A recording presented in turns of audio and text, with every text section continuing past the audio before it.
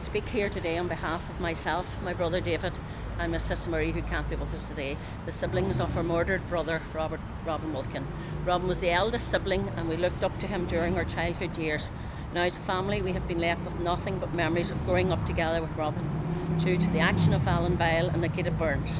From the moment we received the phone call from our family liaison officer, Joanne Garda, expressing the Garda's belief that Robin had been murdered the night previously up to this point, it had been an agonising journey filled with grief, denial and undoubtedly anger. Now that the case has finished, we feel at a certain degree of closure to accept that Robin has passed, although the brutal nature of his death is something that none of us will ever come to terms with. This is something we will have to live with us, it will live with us for the rest of our lives. I myself felt the need to represent the family in court and believe that we owed it to Robin's memory, but I was naive as to how emotional, traumatising this would be, even though as advised by our family liaison officer how distressing the evidence would be. I would also like to take this opportunity to thank our liaison officer and add that nothing and no one could have prepared me for the evil and harrowing details I have witnessed. To sit in the same room with those two very cold, calculating individuals has been so difficult. The fact neither of these individuals have shown a grain of remorse or has been overwhelming at times.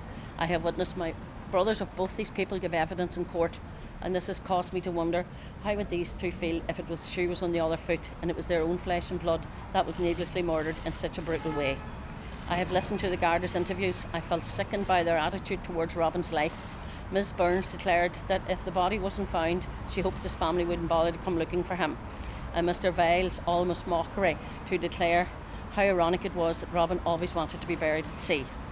I'd like to take this opportunity to declare that contrary to the reports that Robin was estranged from his family, he was in fact just travelling his own path and had lost regular touch with us, as many siblings do. Robin's callous and unnecessary murder has deprived us all of the chance to reconnect now that our own lives are starting to slow down. At this moment I'd like to take a moment to thank all the witnesses who give special mention to Sharon O'Dowd and Chris Quinn, only for their bravery in coming forward and appearing in court. Vile and Nikita Burns would have never been caught and prosecuted for Robin's murder. As much as this has been a harrowing ordeal for myself and my family to hear all the distressing details, I appreciate it as part of the court's process and how this level of detail must be presented to the judge and the jury. I would like to thank the Honourable Judge Mr Paul McDermott for a fair and balanced trial, and the jury for the time spent away from their own families and having to listen to distressing details in this case and to return the guilty verdict.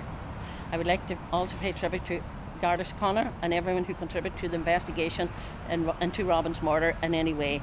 They are spent in interviews to the meticulous way they gathered the evidence. I'd also like to finish by saying that the impact of Robin's cruel and needless murder will live with me and my family for the rest of our lives. From the first phone call, then hoping and praying that Robin's body would be recovered from the sea, to then realise that the sea predators had destroyed his body to such an extent that there was barely anything left that resembled her brother.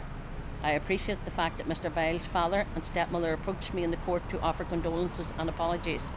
At this time I realised that there were two families affected. I was emotionally overwhelmed. This had a profound effect on me. Although I appreciate their expression of sympathy, Vile is still alive. They will be able to see him, talk to him and hear his voice, something that is not possible for our family. The trial has been absolutely harrowing for us as a family. We have sat through gruesome evidence and have endured an agonising wait for the verdict handed down today. The strain of attending court and listening to dramatic details is something that will live with me for the rest of my life. The callous nature of the murder of how Robin's body was dumped off the cliff as his life was worthless is something that will resonate with us all for life. The unanswered question, did he suffer? Did the first blow end his life? Was this an unnecessary and cruel murder for his money? As a family, this isn't the end for us. Our grieving will begin now in whatever way we can navigate through it. Thank you.